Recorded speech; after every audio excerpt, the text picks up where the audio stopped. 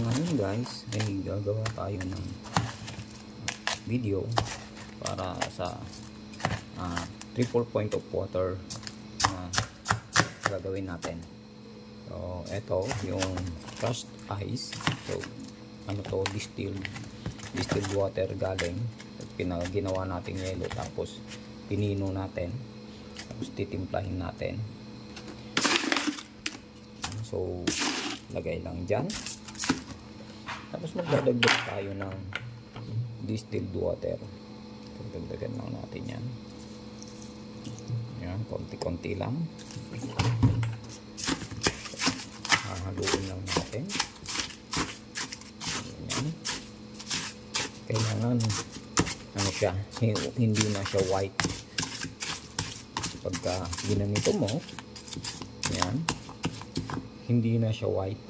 Pero kailangan wala ring tubig sa ilalim pagka inangat mo ganun. Dapat wala. Eto may konting tubig. So ano siya, mataas yung temperature niya. So dagdagan natin ng yellow. Haluin lang natin. Ganyan. Kailangan pagka ginanito natin ay kulay tubig na siya. Hindi na siya white. Yan, ganyan. Ganyan ang kulay. Tapos pagka inangat natin ay wala nang tubig sa ilalim. So yun yung perfect na pagkakatimpla para sa triple point of water.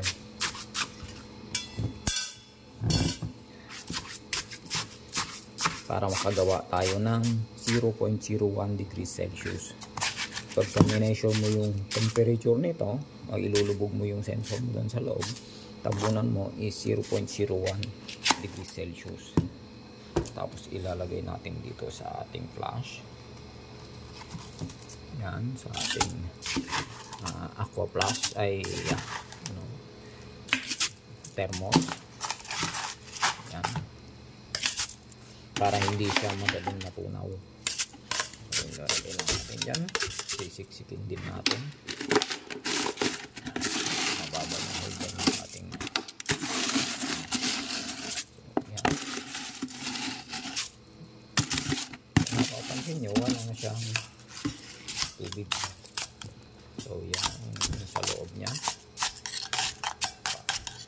Para hindi na tayo hindi siya mabilis matunaw. Dagdagan pa natin. So yung temperature niyan sa loob, pagka mineasure natin 0.01 degrees Celsius. Ayan ang ating 0.01 degrees Celsius o triple point of water. Bubutasan ko dito dito kasi pang compensate natin ito ng cold junction. So ito yung alternative para sa cold junction compensation. So ito na yung ating thermocouple. So yan, inalagay natin dito ito, tapos yung compensation nya, cold junction compensation. Mapapansin nyo ganyan yung reading nya, pero pagka ilagay ko ito dito, bababa, magbabago. So yan, ilalagay ko. So napakabilis na magbago yung kanyang temperature. So nako-compensate yung kanyang cold junction. So yan. So nakalubog na siya dito. Kaya na-compensate na yung kanyang ambient temperature. Yung cold junction na temperature is na-compensate.